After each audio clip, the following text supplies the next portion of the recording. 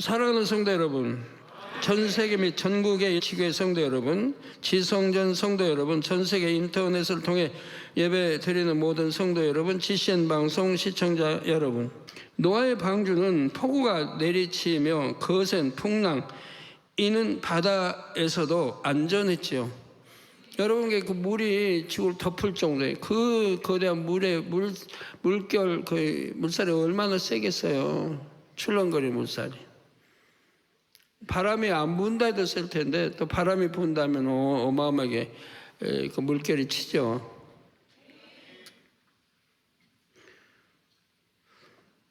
이는 노아의 방주가 하나님께서 친히 알려주신 설계 비율대로 건조됐기 때문입니다. 노아의 방주의 규모는 창세기 6장 15절 말씀대로 길이 약 150m, 넓이 약 25m, 높이가 약 15m이지요. 선박의 길이 150m는 넓이의 6배이며 높이의 10배입니다. 이 비율은 근대의 선박 공학자들이 알아낸 대형 선박 안전 표준 설계 비율과 정확하게 일치했습니다. 연구팀들이 많으니까요. 그래서 전에도 그걸 발표나고 했었는데 어쩌면 이렇게 아버지가 주신 해서 설계에 나온 거니까 정확할 수밖에 없잖아요. 근데 이제 최근에 그렇게 근대 선박 공학자들이 알아낸 대형 선박 안전 표준 설계 비율과 정확하게 일치한다 이 말이에요. 그러니까 여러분 이런 것만 봐도 성경이 얼마나 참이라는 거 알아야 돼요. 성경이 참이라는 게 성경에 전체 참 많이 나오죠. 창세기는 더군다나 또 많이 나오고. 그지만 이런 것도 연구해서 이제 발표하는데 이렇게 정확하다 이 말이에요. 저 아버지 하나님이 하신 거니까 설계에서 다 이렇게 지으라고 해서 나온 거니까 정확할 수밖에 없죠. 그러니까 그 거대한 파도 물결에도 배가 뒤집히지도 않고 유유히 이렇게 그 안에 온갖 짐승 다 들어있는 거 아니에요.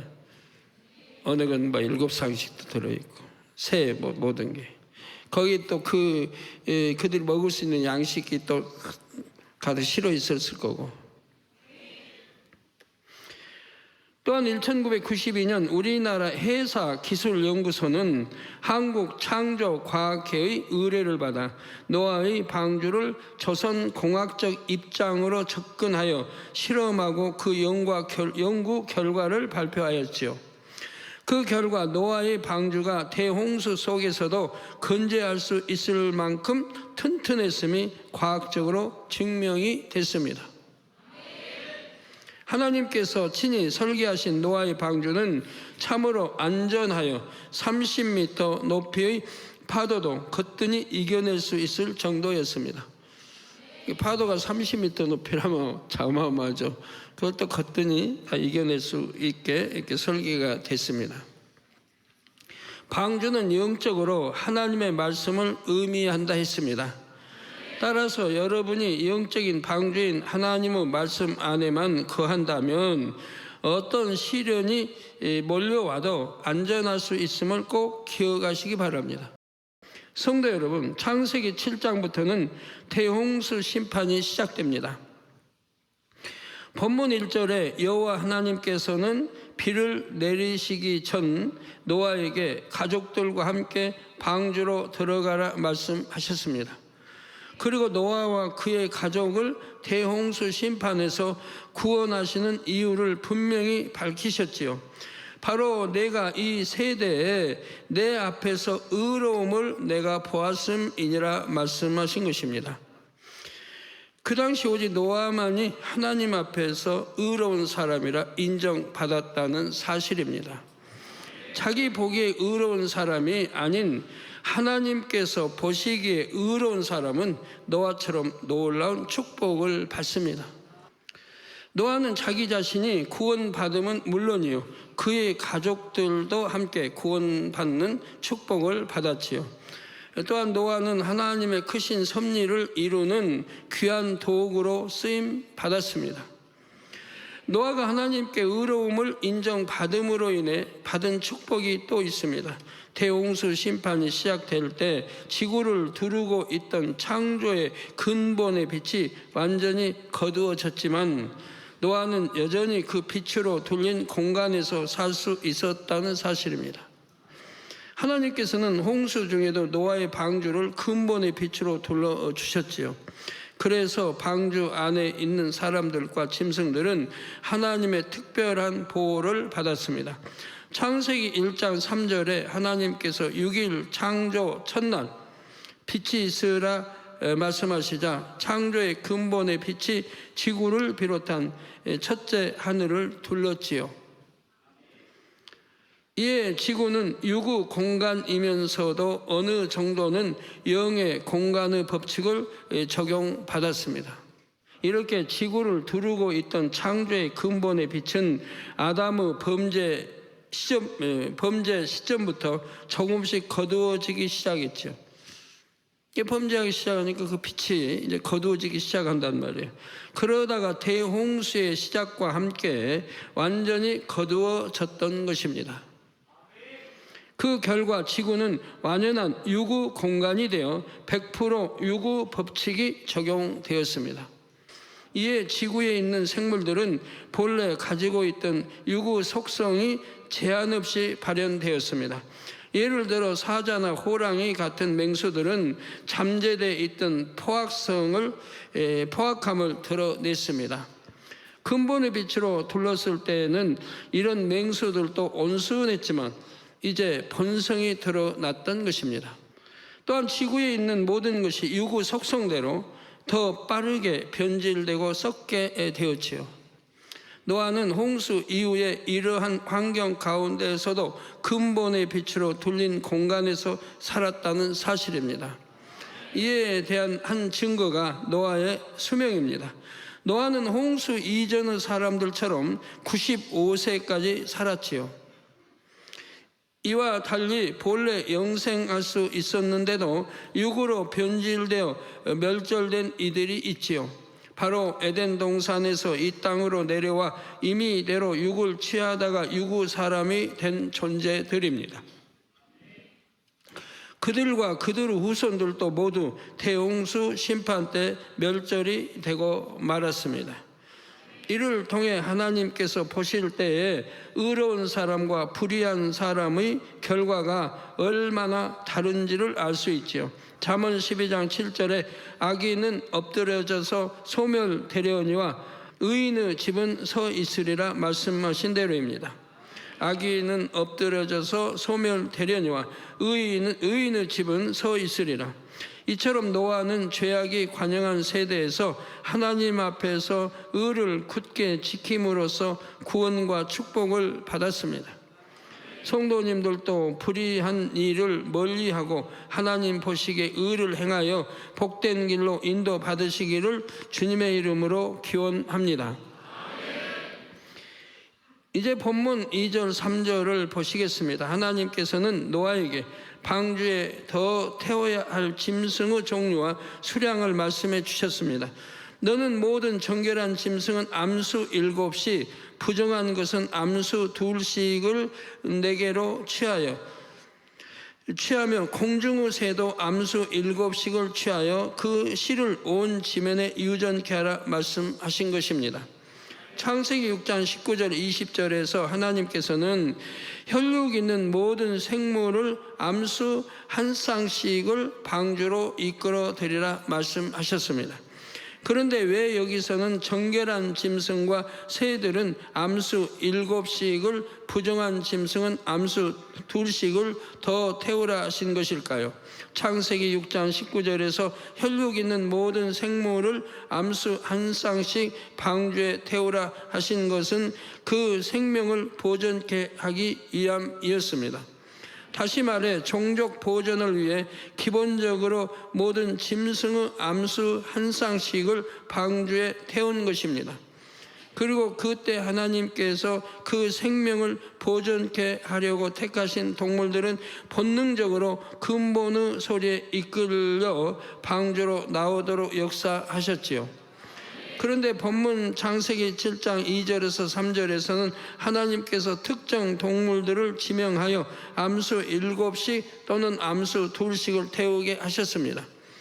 여기서 주목할 부분은 하나님께서 방주에 더 태울 정결한 짐승과 부정한 짐승을 노아가 택하여 취하게 하셨다는 사실입니다. 이는 아버지 하나님께서 노아를 통해 인간 경작을 새롭게 시작하시겠다는 의지를 나타내신 것이지요. 또한 노아처럼 하나님의 참 자녀가 되면 모든 것을 지배할 수 있음을 알려주신 것입니다. 하나님의 참 자녀는 영의 차원에 있기에 그보다 차원이 낮은 육에 속한 짐승들을 능히 지배하고 다스릴 수 있지요. 사자굴에 던져진 다니엘을 사자들이 해치지 못한 것도 같은 원리입니다. 성도 여러분, 그러면 본문에 나오는 정결한 짐승과 부정한 짐승은 어떤 기준에 의해 구분이 됐을까요? 그 기준은 짐승들이 가진 근본 속성입니다. 모든 짐승은 처음 창조될 때 사용된 토질에 따라 근본 속성이 다르지요. 예를 들어 어떤 짐승은 성질이 간사하고 어떤 짐승은 포악하며 어떤 짐승은 탐욕스러운 성질을 가졌습니다. 반면에 어떤 짐승은 순종적인 성질을 가졌고 어떤 짐승은 순한 성질을 가졌으며 어떤 짐승은 우직한 성질을 가지고 있지요. 이 땅이 하나님의 근본의 빛으로 둘러 있을 때에는 짐승들에게 내재된 악한 속성이 발현되지 않았습니다. 그래서 지금은 사나운 동물들도 당시에는 모두 온순했습니다. 그러나 대홍수 심판이 시작되면서 근본의 빛이 완전히 이 땅에서 거두어지자 토질에 내재된 근본 속성이 나오기 시작했지요. 이에 하나님께서는 근본 속성에 따라 정결한 짐승과 부정한 짐승을 구분하셨습니다. 그런데 모든 짐승이 이 두 범주에 드는 것은 아닙니다. 짐승들 중에 일부만 정결하다 또는 부정하다 해 주신 것입니다. 그런데 레위기 11장에 보면 부정한 짐승의 종류가 구체적으로 기록되어 있습니다. 그러나 레위기에 나오는 부정한 짐승과 노아의 방주에 태운 부정한 짐승이 100% 일치하지는 않습니다.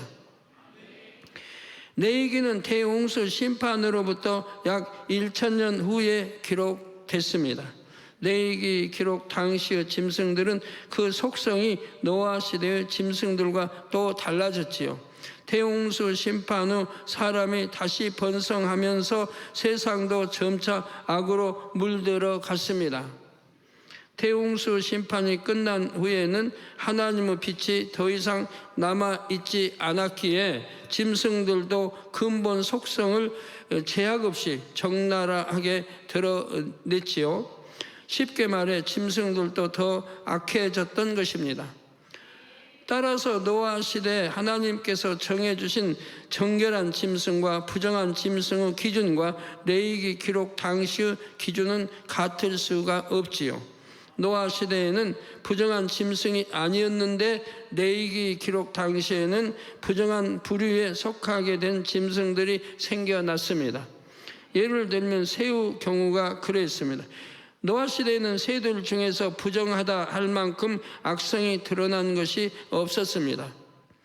이에 본문 3절에도 공중의 새들도 정결한 짐승처럼 암수 7씩을 취하여 그 씨를 온 지면에 유전케 하라 하셨지요. 반면 부정한 새에 대한 언급은 없습니다. 또한 공중의 새라고 하여 새의 모든 종류를 암수 7씩 취하라는 뜻은 아닙니다. 새 중에서 정결한 것만 암수 7씩 취하라는 의미이지요. 따라서 노아 당시에는 새들이 정결한 종류와 나머지 종류로 두 부류만 존재했음을 알아야 하겠습니다.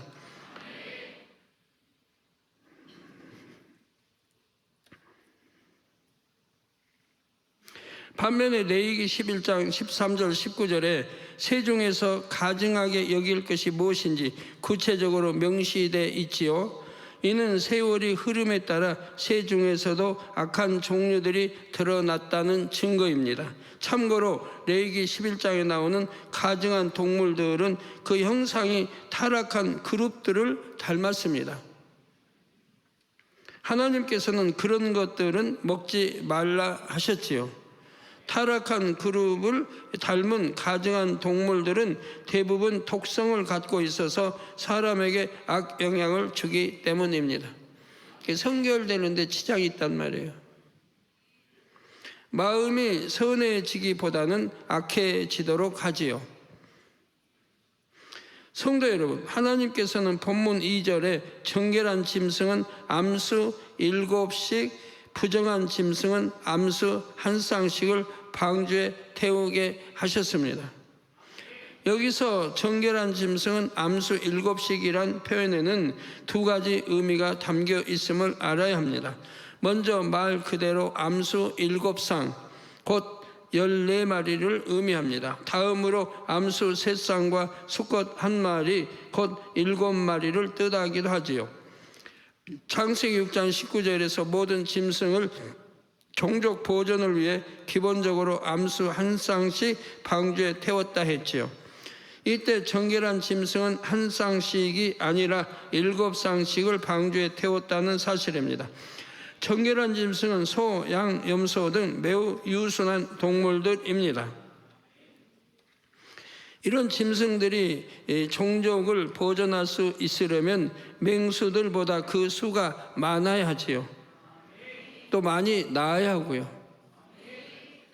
그래서 정결한 짐승은 종족 보존을 위해서 암수 7쌍을 방주에 태웠습니다.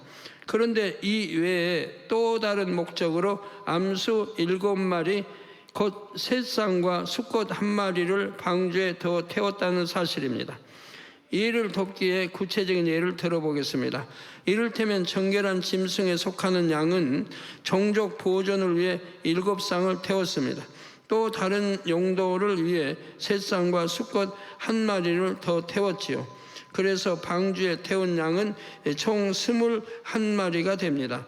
이 중 순양은 11마리, 암양은 10마리이지요. 그러면 부정한 짐승에 속하는 돼지는 몇 쌍이 방주에 실렸을까요? 기본적으로 태운 암수 1쌍과 부정한 짐승으로서 태운 암수 1쌍, 이렇게 암수 2쌍, 총 4마리이지요. 그런데 정결한 짐승에도 부정한 짐승에도 속하지 않는 종류가 더 많았습니다. 그들은 그냥 기본적으로 암수 1쌍씩만 방주에 들어갔지요. 노아의 방주에 태워진 짐승들은 이처럼 정결한 것과 부정한 것, 그리고 나머지 이렇게 세 부류였습니다. 그러면 하나님께서 정결한 짐승과 새들, 또한 부정한 짐승들을 방주에 더 태운 또 다른 목적은 무엇일까요? 그것은 대홍수 심판 후 인간의 삶에 그 동물들이 필요한 특별한 분야가 있었습니다. 먼저 정결한 짐승의 용도를 말씀드리겠습니다. 첫째, 하나님께 제사 드릴 때 제물로 쓰기 위함입니다. 창세기 8장 20절에 보면 대홍수 심판 후 방주에서 나온 노아가 하나님께 번제를 드리는 장면이 나옵니다. 노아가 여호와를 위하여 단을 쌓고 모든 정결한 짐승 중에서와 모든 정결한 새 중에서 취하여 번제로 단에 드렸더니 했습니다. 이처럼 하나님께서 제사를 드릴 때는 아무 짐승이나 잡아 드린 것이 아닙니다. 반드시 정결한 짐승이나 새를 제물로 드렸습니다. 이를 통해 우리는 정결한 짐승이란 곧 제물이 될 수 있는 짐승임을 알 수 있지요. 레위기 1장부터 7장에 제사법에 관한 규례가 자세히 나옵니다. 제물로 드릴 동물도 지정돼 있습니다. 짐승 중에서는 소, 양, 염소를, 새 중에서는 비둘기를 제물로 드릴 수 있지요. 이처럼 제물이 될 수 있는 동물의 종류는 4가지에 불과합니다. 노아 시대의 정결한 짐승의 종류도 이와 크게 다르지 않았다는 사실입니다.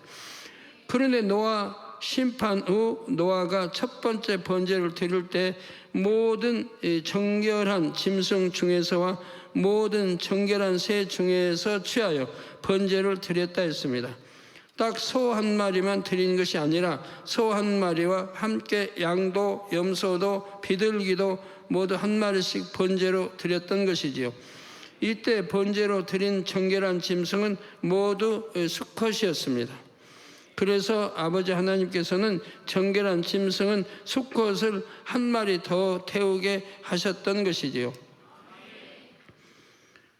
만일 정결한 짐승들을 암수 한 쌍씩만 방주에 태웠다면 이렇게 번제를 드리기 어려웠을 것입니다.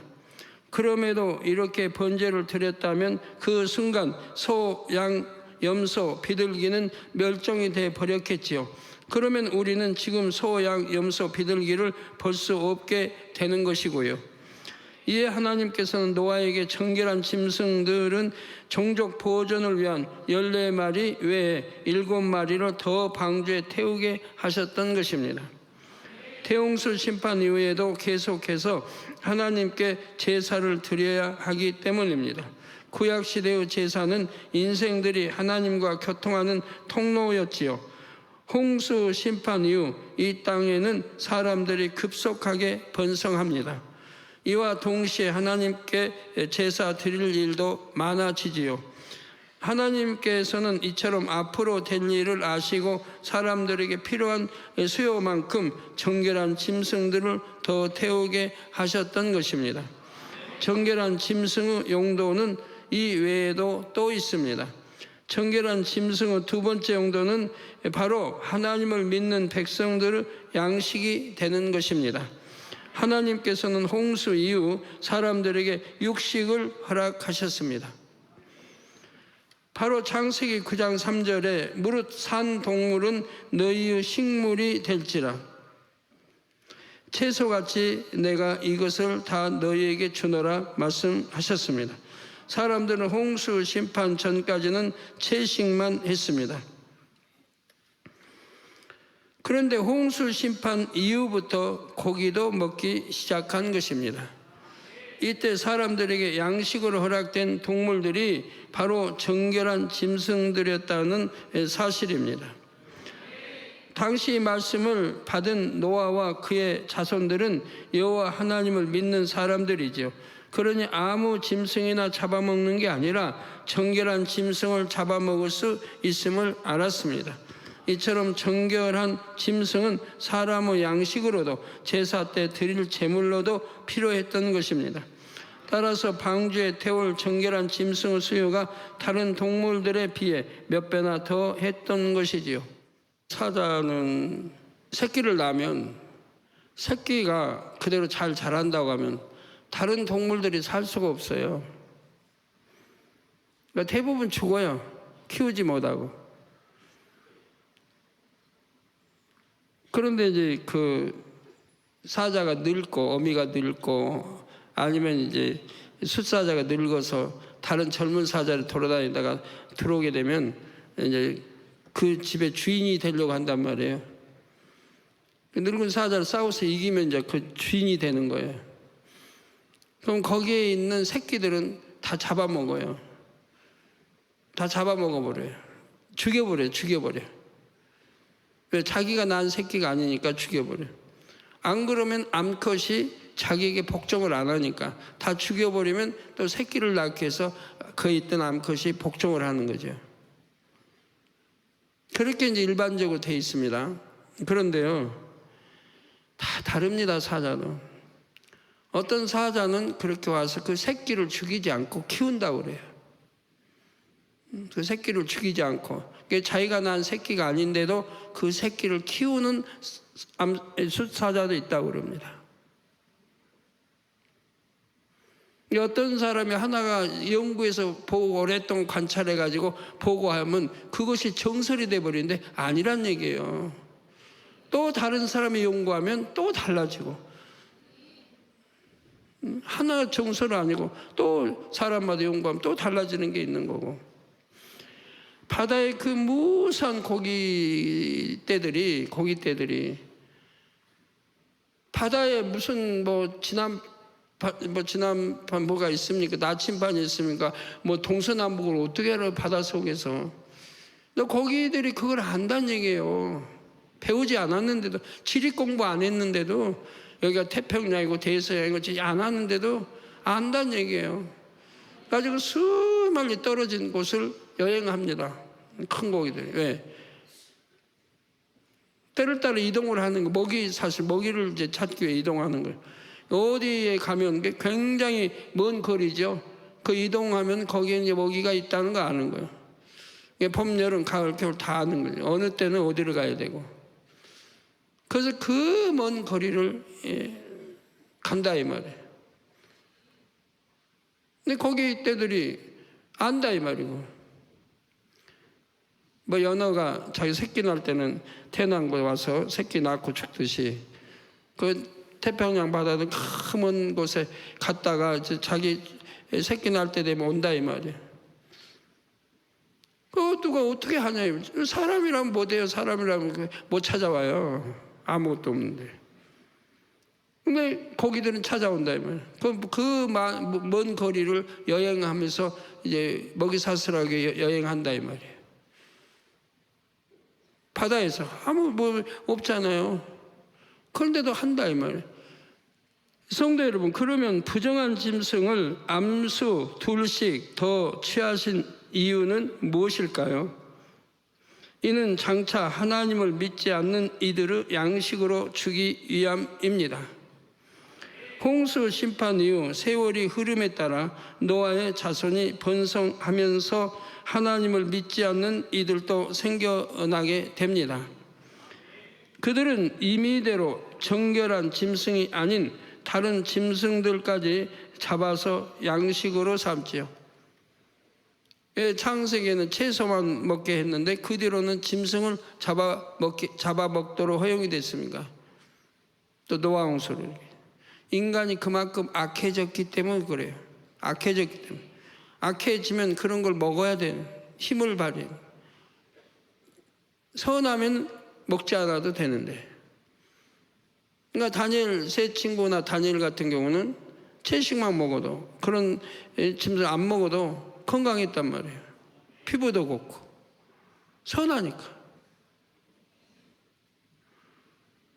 악하면 그런 또 짐승이 먹어야 이제 더 힘을 발휘하는 이런 게 있는데, 선하다 보면 그런단 말이에요. 근데 처음에는 채식만 먹고 이렇게 짐승 먹지 않아도 건강하게 잘 자랐는데, 하나님께서는 그처럼 사람들이 어떤 짐승을 양식으로 삼을 줄을 미리 아셨습니다.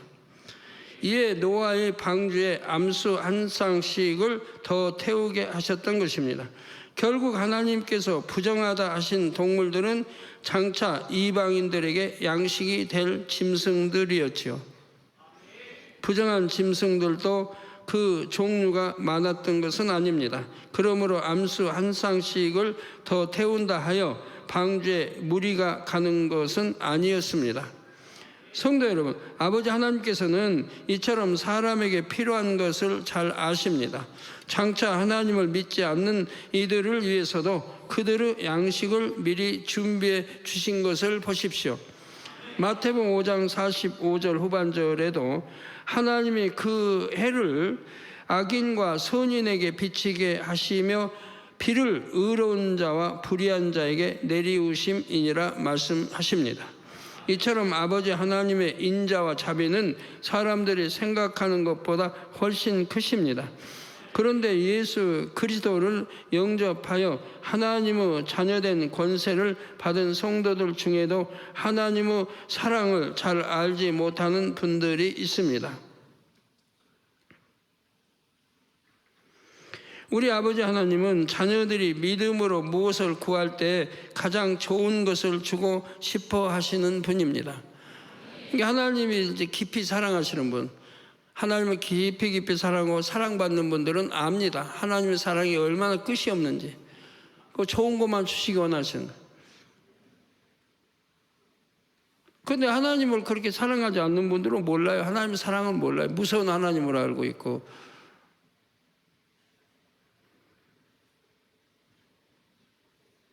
절대 하나님은 노하기 더디하시고 주식이 좋아하시고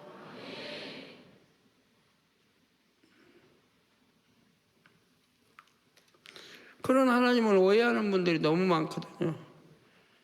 지금 내가 하나님을 사랑치도 않고 말씀대로 살지 않으니까 오해를 하죠. 말씀대로 살아봐요. 하나님 무엇을 줄고 하시지. 여러분 가난한 분 가난할 이유 하나도 없어요. 하나님이 가난하게 사시게 안 했어요.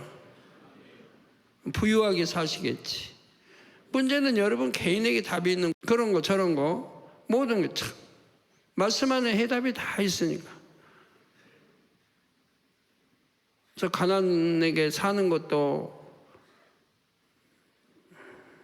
좋은 거 아니죠. 하나님 믿는다는 자녀들이 부유하게 살아야 되는데 나눌 줄 알고 줄 줄 알고 이래야 되는데 오히려 달라고 하고 하면 안 되죠.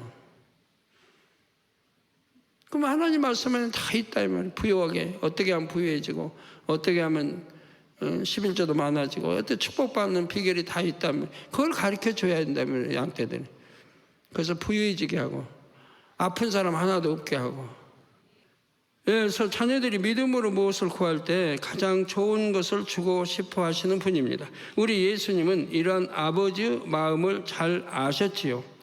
그래서 마태복음 7장 9절에서 11절에 너희 중에 누가 아들이 떡을 달라 하면 돌을 주며 생선을 달라 하면 뱀을 줄 사람이 있겠느냐. 그런 사람 없죠. 아들이 떡을 달라 하는데 떡을 주지 돌을 주겠어요? 먹지도 못할. 생선을 달라 하면 뱀을 주겠어요? 너희가 악한 자라도 좋은 것으로 자식에게 줄 줄 알거든 하물며 하늘에 계신 너희 아버지께서 구하는 자에게 좋은 것으로 주시지 않겠느냐 말씀하셨죠. 또한 로마서 8장 32절에 사도 바울도 고백하기를 자기 아들을 아끼지 아니하시고 우리 모든 사람을 위하여 내어주시니가 어찌 그 아들과 함께 모든 것을 우리에게 은사로 주지 아니하시겠느냐 했습니다. 그러므로 성도님들은 우리의 아버지 되시는 하나님을 더 신실하게 의지하시기 바랍니다. 여러분은 모든 것을 아시고 모든 필요도 채워주실 수 있는 아버지께 믿음으로 구하시기 바랍니다. 아버지 하나님은 사랑을 베푸시되 공의 가운데 이루시지요. 우리 편에서 구해야 받을 수 있습니다. 또한 마태복음 6장 33절에는 너희는 먼저 그의 나라와 그의 의를 구하라. 그리하면 이 모든 것을 너희에게 더하시리라 말씀하셨지요. 이것이 우리 예수님께서 알려주신 응답과 축복의 비결입니다. 이 말씀만 붙들고 잘 나가도 그대로 되는 거예요. 저는 초신자 때도 이런 말씀이 있으면 그냥 내 거 삼았어요. 얼마나 좋아요. 내 거 삼으면 내 거 되는 건데. 여러분 지금도 마찬가지예요. 이 말씀 이거 한 절이라도 붙들고 말씀대로 살아봐요. 아버지 약속하신 그대로 되어지는 거니까. 먼저 하나님 나라의 확장을 위해 기도해야 하지요. 즉 교회와 목자를 위해서 기도하고 많은 영혼의 구원을 위해서 기도하는 것입니다. 그 다음에 그의 의를 구하라는 것은 마음의 성결을 위해 기도하라는 의미죠.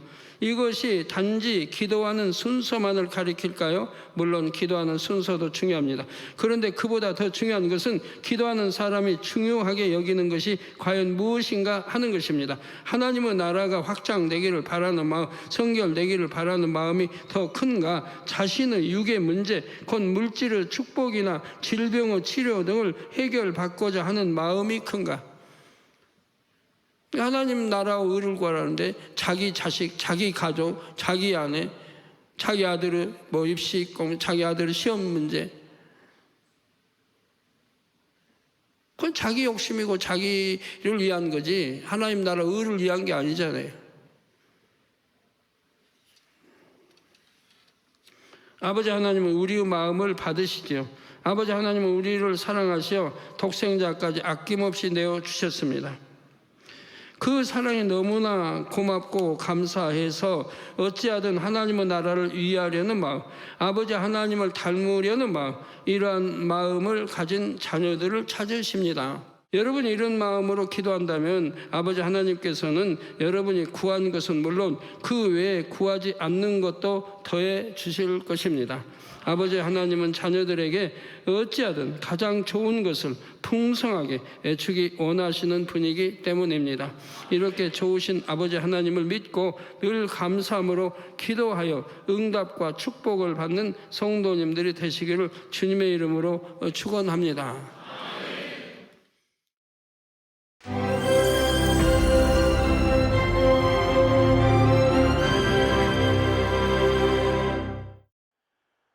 할렐루야. 전능하신 사랑의 아버지 하나님, 이 시간 기도받는 모든 성도님들 위해 안수하여 주옵소서.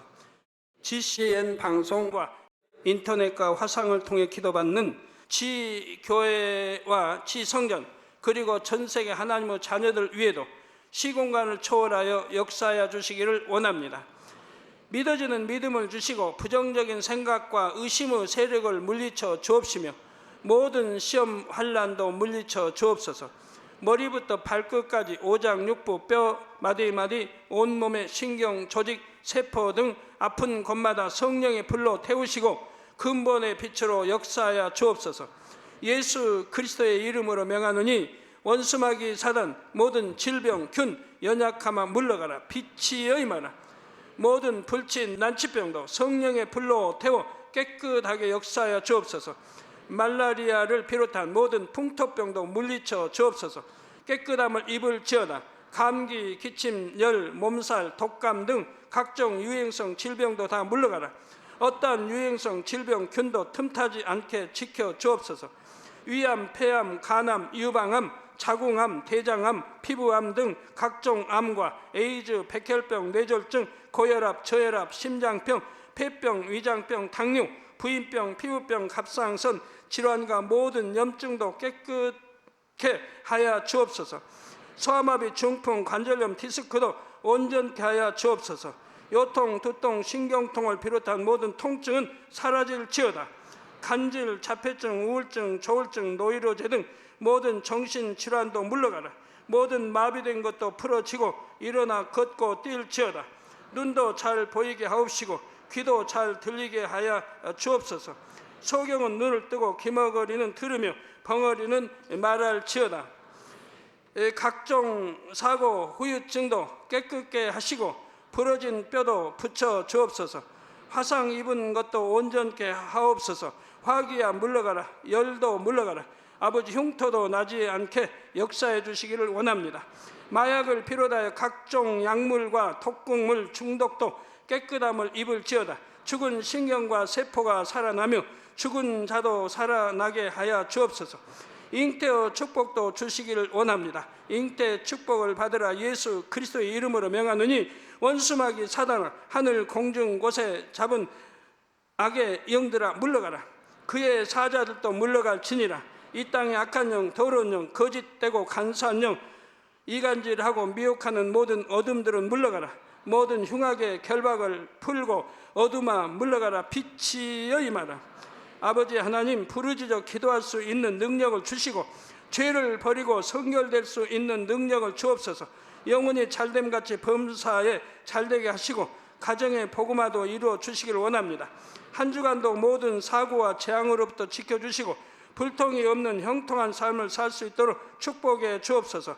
성령의 불담으로 천군 천사와 주님의 불꽃 같은 눈동자로 모든 하나님의 자녀들과 가정, 일터, 사업터를 지켜주시기를 원합니다. 학생들에게 지와 명철을 더하시고 공부도 할 수 있는 뜨거운 마음과 열정도 더하여 주옵소서. 마음과 생각을 세상에 빼앗기지 않도록 지키시고 하나님을 뜨겁게 사랑하는 학생들로 축복하여 주옵소서. 하나님의 자녀들이 먹으나 마시나 입으나 무엇을 하든지 하나님 앞에 영광 돌리는 삶이 되게 축복하여 주시기를 원합니다. 나는 하나님을 만났노라, 체험했노라, 응답 받았노라, 축복 받았노라, 간증하는 입술이 되게 역사하여 주옵소서. 아버지 하나님 감사합니다. 홀로 영광 받으옵소서. 우리 주 예수 그리스도의 이름으로 기도하옵나이다. 아멘.